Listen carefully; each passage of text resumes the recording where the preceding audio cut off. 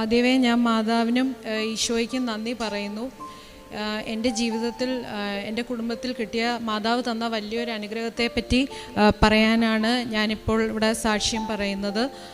എൻ്റെ പേര് മറിയം. എൻ്റെ വീട് കൊല്ലത്താണ്. 2022 ഞാനിവിടെ വന്ന് ഉടമ്പടി പുതുക്കിയതിന് ശേഷം എൻ്റെ അനിയത്തിയുടെ വിവാഹകാര്യം ഞാൻ അതിനകത്ത് ആദ്യത്തെ നിയോഗമായിട്ട് ഞാൻ വെച്ചിരുന്നു. അപ്പം അവൾക്ക് ഒരു 4 years തൊട്ട് മൈൽഡ് എപ്പിലിപ്സി ഉണ്ടായിരുന്നു. അപ്പം ഞങ്ങൾ അത് പലവട്ടവും ഡോക്ടേഴ്സിനെ പലരെ കാണിച്ചെങ്കിലും അവർ പറഞ്ഞത് മെഡിസിൻസ് ഉള്ളത് സ്റ്റോപ്പ് ചെയ്യാൻ പറ്റത്തില്ല, ലൈഫ് ലോങ് അത് ടിൽ ഡെത്ത് വരെ ആ മരുന്ന് കഴിക്കണമെന്നായിരുന്നു പറഞ്ഞിരുന്നത്. അപ്പോൾ ഈ ഉടമ്പടി എടുത്തതിന് ശേഷം പ്രപ്പോസൽസ് നേരത്തെ വരുന്ന പോലെ തന്നെ കുറേ പ്രപ്പോസൽസ് വരുന്നുണ്ടായിരുന്നു. നേരത്തെ ഞങ്ങൾക്ക് വരുന്ന പ്രപ്പോസൽസ് ഒന്നും ശരിയാവുന്നില്ലായിരുന്നു. എല്ലാം ഏറെക്കുറച്ച് ഒരു പ്രോബ്ലം ഇല്ലാതെ നടത്താം എന്നുള്ള ഒരു ഇത് വരുമ്പോഴേക്കും പിന്നെ അത് ഇതറിഞ്ഞു കഴിയുമ്പം അവരെല്ലാം അത് അവരവരുടെ വഴിക്ക് പോകും. അവർ പിന്നെ അത് തിരിച്ചു വരത്തില്ല.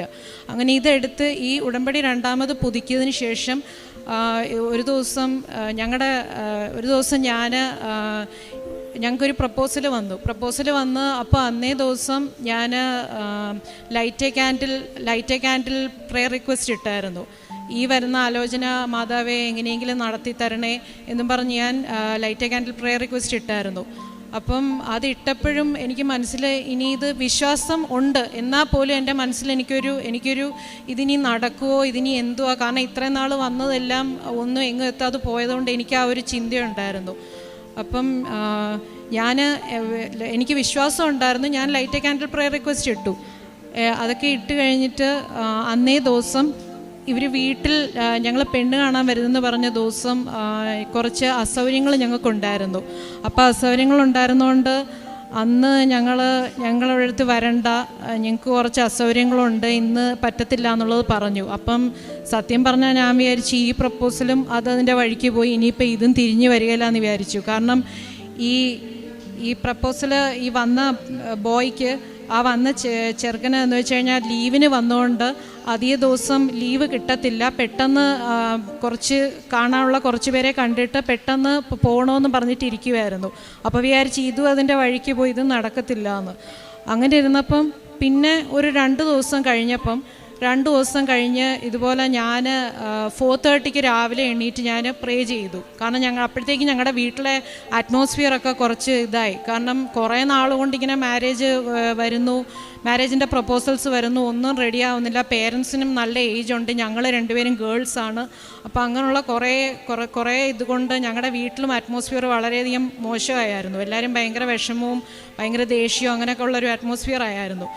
അങ്ങനെ ഈ പറഞ്ഞ കൂട്ട് 2 ദിവസം കഴിഞ്ഞപ്പം ഞാൻ 4:30 എണീച്ച്, സാധാരണ അല്ലെങ്കിൽ 5 o'clock ഞാൻ പ്രേ ചെയ്യുന്നതായിരുന്നു ഈ പ്രത്യക്ഷീകരണ പ്രാർത്ഥന രാവിലത്തെ. അന്നത്തെ ദിവസം ഞാൻ രാവിലെ ഒരു 4:30 ആയപ്പോൾ എണീറ്റ് പ്രേ ചെയ്തിട്ട് എൻ്റെ സിസ്റ്ററിൻ്റെ ഞങ്ങളുടെ റൂമിൻ്റെ മുന്നിലായിട്ട് ഞാൻ തൈലം, ആ പ്രാർത്ഥന കഴിഞ്ഞിട്ട് ഞാൻ നേരെ പോയി ചെയ്തത് തൈലം ആ റൂമിൻ്റെ ഫ്രണ്ടിലെ വാൾസിലും ആ റൂമിൻ്റെ ഡോറിൽ ഞാൻ ആ തൈലം വെച്ച് കുരിശ് വരച്ച് വിശ്വാസപ്രമാണം ചൊല്ലി ഞാൻ പ്രാർത്ഥിച്ചു. പിന്നെ ആ ഡോറിൻ്റെ ഭാഗത്തായിട്ട് ഇറങ്ങി വരുന്നിടത്ത് കുറച്ചങ്ങോട്ട് മാറി തന്നെ ഉപ്പ് വെതറി അത് ഞാൻ വിശ്വാസപ്രമാണം ചൊല്ലി ഞാൻ പ്രാർത്ഥിച്ചു. ഞാൻ പ്രാർത്ഥിച്ചത് മൊത്തവും മാതാവേ ഇനി ഇത് സംഭവിക്കരുത്, ഇതിനെങ്ങനെയെങ്കിലും ഇതിനി സംഭവിക്കരുതെന്നും പറഞ്ഞായിരുന്നു ഞാൻ പ്രാർത്ഥിച്ചത്. ഇങ്ങനൊരു അന്തരീക്ഷം ഇനി ഒരിക്കലും ഈ വീട്ടിലുണ്ടാവരുത്, ഇതേ ചൊല്ലി എന്നുള്ളതായിരുന്നു ഞാൻ പ്രാർത്ഥിച്ചത് മൊത്തം. അത്ഭുതം എന്ന് പറയട്ടെ, ഞാൻ അന്നേ ദിവസം ഇവർ തിരിച്ചു വന്നു, അവർ തന്നെ ഇങ്ങോട്ട് വിളിച്ചു. അന്നത്തെ ദിവസം തന്നെ ഇവർ തിരിച്ച് വിളിച്ചിട്ട് ഇവർ ചോദിച്ചു, അന്നേരം ഞങ്ങൾ പറഞ്ഞു സോറി, ഞങ്ങൾക്ക് ഇങ്ങനെ അസൗകര്യം ഉണ്ടായിരുന്നുകൊണ്ട് അന്ന് വരരുതെന്ന് പറഞ്ഞത് എന്നും പറഞ്ഞിട്ട് ഞങ്ങൾ അവരുടെ അടുത്ത് പറഞ്ഞു, ഇനി നിങ്ങൾക്ക് കൺവീനിയൻ്റ് ആയിട്ടുള്ള ഏതെങ്കിലും ഒരു ഡേറ്റ് ഫിക്സ് ചെയ്ത് കഴിഞ്ഞാൽ നിങ്ങൾക്ക് വന്ന് കാണാൻ ഞങ്ങൾ റെഡി ആയിരിക്കുമെന്ന് പറഞ്ഞു. അങ്ങനെ അവർ പറഞ്ഞു അന്ന് തന്നെ എന്നാൽ പിന്നെ വന്ന് കാണാമെന്ന് പറഞ്ഞു. അന്ന് തന്നെ വരുമെന്ന് അറിഞ്ഞിട്ട് ഞാൻ ഇതറിഞ്ഞപ്പോൾ തൊട്ട് ഇവിടുന്ന് കിട്ടിയ വെഞ്ചരിച്ച കാശ് രൂപം എൻ്റെ കയ്യിൽ പിടിച്ചിട്ട് ഞാനത് ഒത്തിരി പ്രാർത്ഥിച്ചൊന്നുമില്ല, എന്നാൽ പോലും എൻ്റെ ഒരു വിശ്വാസം, ഞാൻ നേരത്തെയുള്ള സാക്ഷ്യങ്ങൾ കേട്ടിട്ടുണ്ട്, കാശുരൂപം നമ്മൾ കയ്യിൽ പിടിച്ച് നമ്മളോരോ കാര്യങ്ങൾ പ്രാർത്ഥിക്കുകയും നമ്മുടെ മനസ്സിൽ വിഷമങ്ങളുണ്ടെങ്കിൽ അത് പറഞ്ഞു കഴിഞ്ഞാൽ അത് നടക്കും, അങ്ങനെയുള്ളൊരു വിശ്വാസം, അത് ഞാൻ നേരത്തെയുള്ള സാക്ഷ്യങ്ങൾ കേട്ടിട്ടുണ്ട്. അത് വിശ്വസിച്ച് ഞാൻ ഈ കാശുരൂപം കയ്യിൽ പിടിച്ചുകൊണ്ട് അവർ വന്നപ്പോഴും ഞാൻ ആ വീട്ടിന് ചുറ്റും അവിടെ എല്ലാം ഞാനിങ്ങനെ ഒരു മൈൻഡിലൊരു ഇതുണ്ട്, ഇത് നടക്കണം മാതാവേ എന്നുള്ള ഒരു ഇതുണ്ട്. എന്ന് വെച്ചാൽ ഞാനിങ്ങനെ ആ ഒരു പ്രെയർ, ഒരു സിമ്പിളൊരു മനസ്സിൽ അങ്ങനെ ഒരു തോട്ടോടുകൂടെ ഞാൻ നടന്നു. എല്ലാം കഴിഞ്ഞിട്ട് അവരെ പെണ്ണൊക്കെ കണ്ടു കഴിഞ്ഞൊരു ചെറിയ ചടങ്ങിന് ശേഷം അവരങ്ങ് പോയി കഴിഞ്ഞപ്പം പിന്നെയും ഇതിനിയും അവർക്ക് ഇഷ്ടപ്പെട്ടോ ഇനി തിരിച്ചു വരുമോ എന്നുള്ളൊരിത് ഞങ്ങൾക്കുണ്ടായിരുന്നു. എന്തുവാണെങ്കിലും അന്ന് വൈകുന്നേരം ആയപ്പോഴേക്കും ഞങ്ങൾക്ക് കോൾ വന്നു, അവർക്ക് പ്രപ്പോസൽ പ്രൊസീഡ് ചെയ്യാൻ താല്പര്യമുണ്ട്, പെട്ടെന്ന് മാരേജ് നടത്താമെന്നും പറഞ്ഞിട്ട്.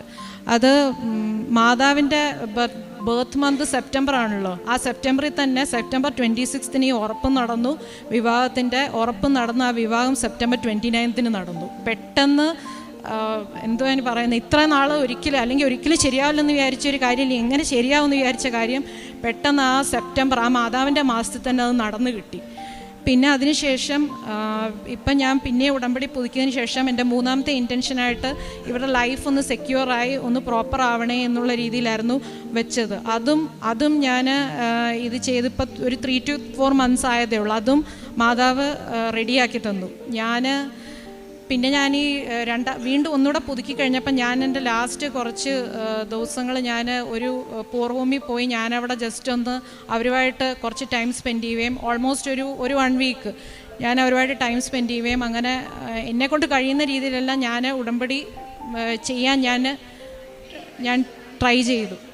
ഫുഡ് എന്നെക്കൊണ്ട് പറ്റുന്ന രീതിയിലെല്ലാം ഫുഡും അങ്ങനെയുള്ള കാര്യങ്ങളും ഒക്കെ കൊടുക്കുമായിരുന്നു.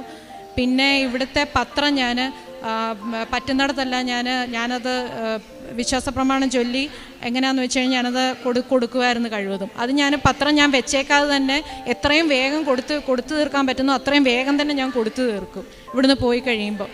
പിന്നെ ഉടമ്പടി ധ്യാനം ഞാൻ കൂടുമായിരുന്നു. എല്ലാ ചൊവ്വാഴ്ചയുള്ള ധ്യാനം ഞാൻ മുടക്കം വരാതെ ഞാൻ കൂടുമായിരുന്നു. അങ്ങനെ മാതാവും ഈശോയും തന്ന ഈ അനുഗ്രഹം സാക്ഷ്യപ്പെടുത്താനാണ് ഞാൻ ഇവിടെ വന്നിരിക്കുന്നത്. ഈ അനുഗ്രഹം ഇതെനിക്കിവിടെ നിന്ന് പറയാൻ മാതാവ് തന്ന അനുഗ്രഹത്തിനും മാതാവിനോട് നന്ദി പറയും.